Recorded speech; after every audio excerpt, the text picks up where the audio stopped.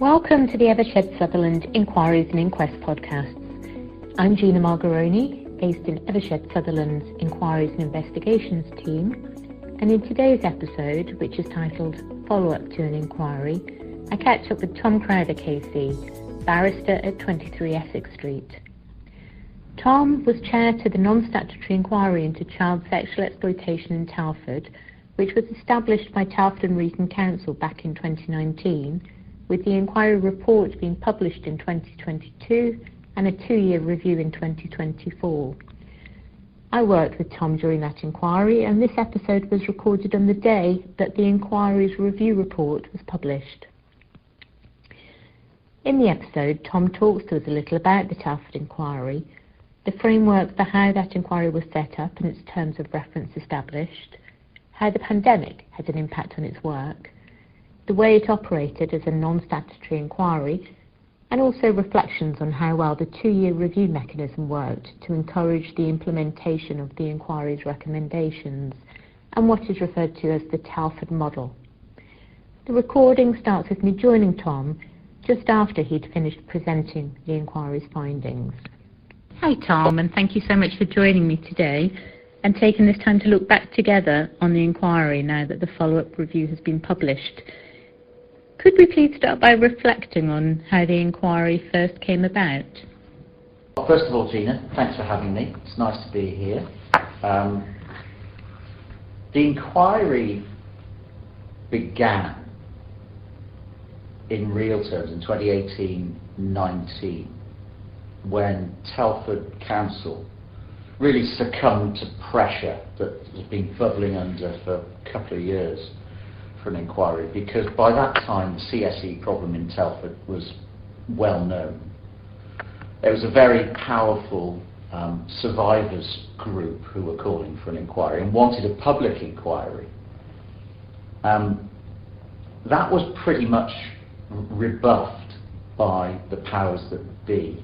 And then there was an attempt to get Telford folded into ICSA, the Independent Inquiry into Child Sexual Abuse, as a case study, and ICSA declined that, but they offered to come here as part of their truth project, but it wouldn't have led to any formal report on what had happened or what had gone wrong, and so then calls came for an independent inquiry. I think from, in particular, the then MP Lucy Allen.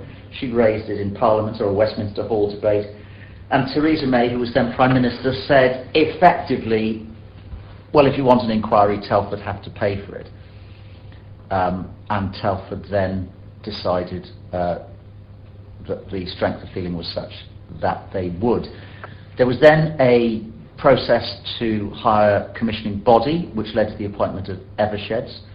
A good appointment, seems to me, because you've got experts here who've been in just about every inquiry that matters over the last 25 years or so. And then there was the recruitment process for a chair, which after many twists and turns ended up being me. And that was in, I think, June 2019. I was interviewed by the commissioning body and then by the Survivors Committee, which was perhaps an unusual feature and certainly one you wouldn't get if you were chairing a public inquiry, whereas I still understand in that situation you get a call from the minister or somebody in the department asking if you'd oblige. So this was a competitive process, and I came on board in June 2019. And of course it's a non-statutory inquiry, as you've said, so commissioned by a government minister, but not under the authority of an Act of Parliament. This means it was reliant on the cooperation of individuals and organisations, rather than being compelled to provide evidence, as would be the case under a statutory inquiry.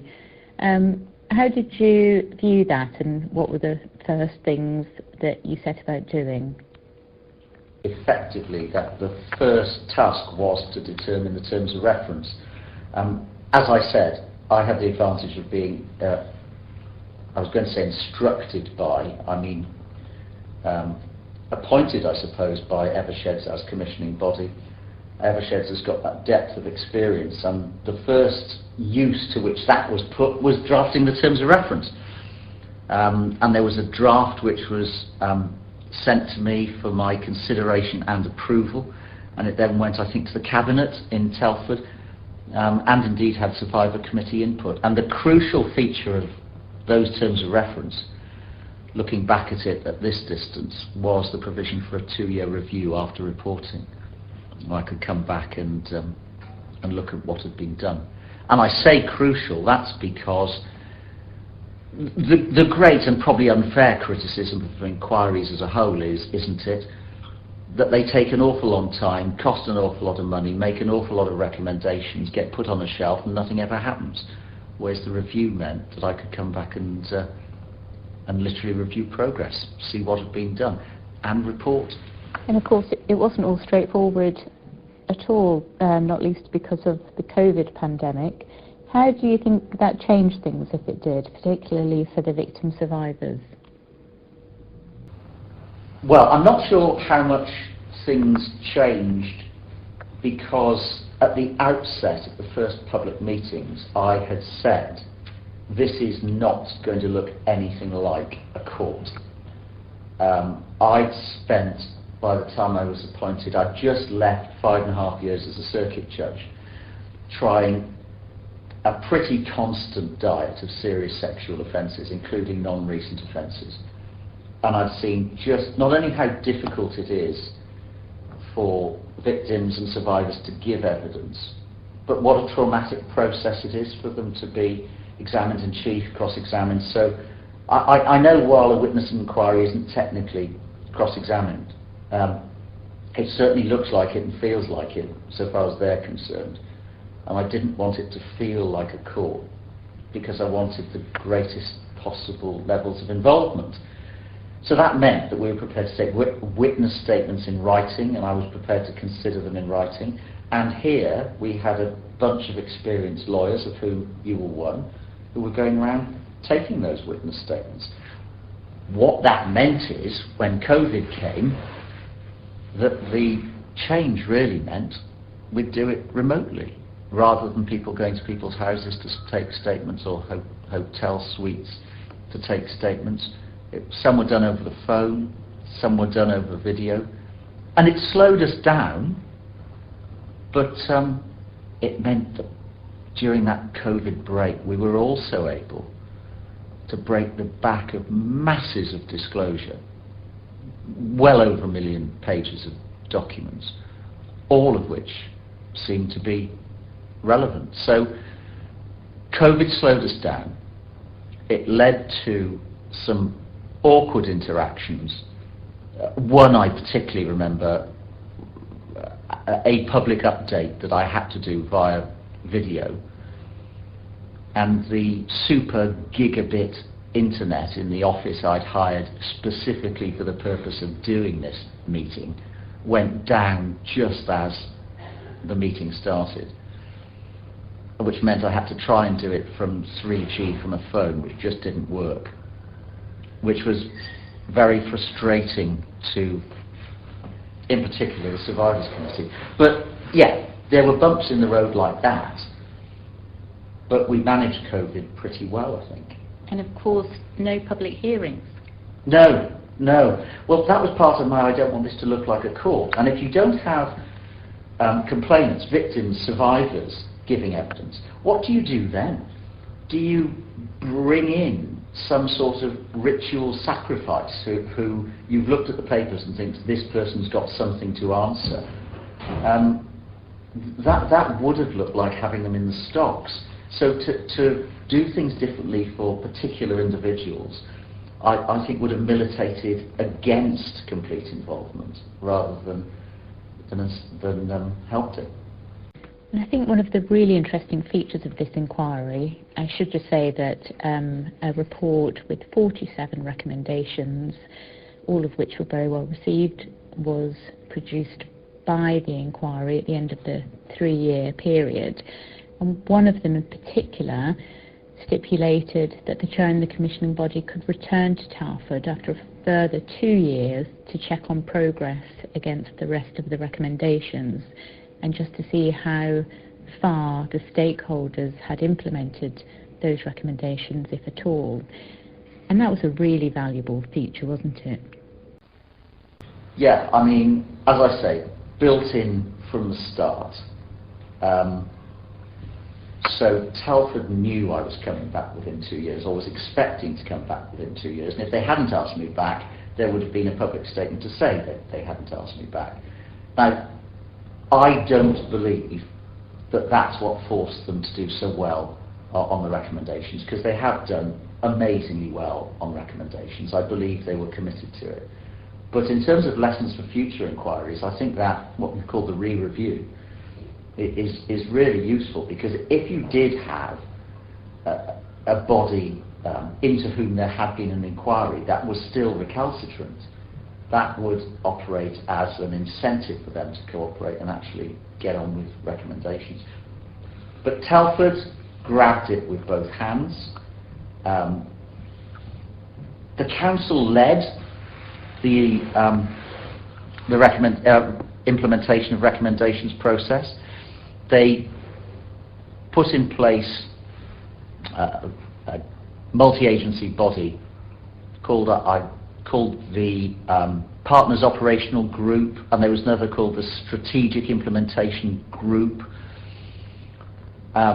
which was designed to bring together key stakeholders. And the first thing those did was to set up my most important recommendation, which is yet another group, the Joint CSE Review Group. Now, I'm particularly aware that I spent hundreds of pages in my report moaning about the multiplicity of useless groups, but these groups weren't useless. The most important was that last one to be brought into life, the Joint CSE Review Group, and the point of that was to bring everyone together to publish every year an annual report into prevalence of CSE within Telford, into response of the agencies, into complaints within those agencies, both about how they've dealt with CSE and about how those complaints have been dealt with as well. So the point of that was, as a fundamental recommendation, that people who live, work within Telford can know what's going on within their community. Because we saw an awful lot, particularly in the press after the publication of the main inquiry, there are persistent myths about CSE, that it only happens in a certain type of town, that it only happens in certain socio-economic groups, that it's only perpetrated by people of certain races, all of which are myths. They're pernicious myths, as I've said, and the point about this overarching body is that people can actually see what's going on in their town.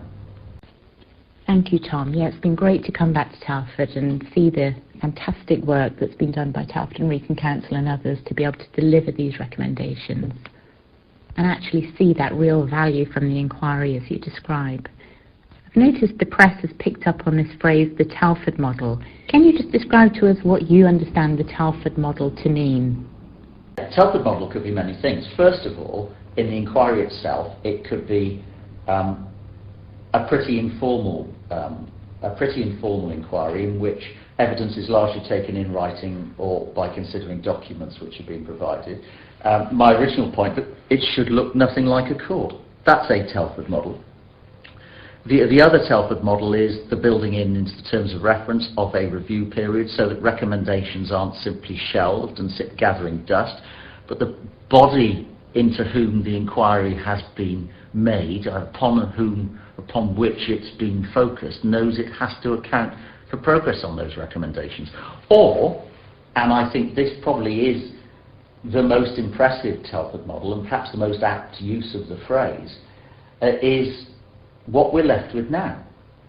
This is a town that has recognised a problem with CSE, and I think CSEs can happen in any towns, and this could be usefully applied to every single borough in the country, and has set up a multi-agency body which looks at CSE, which considers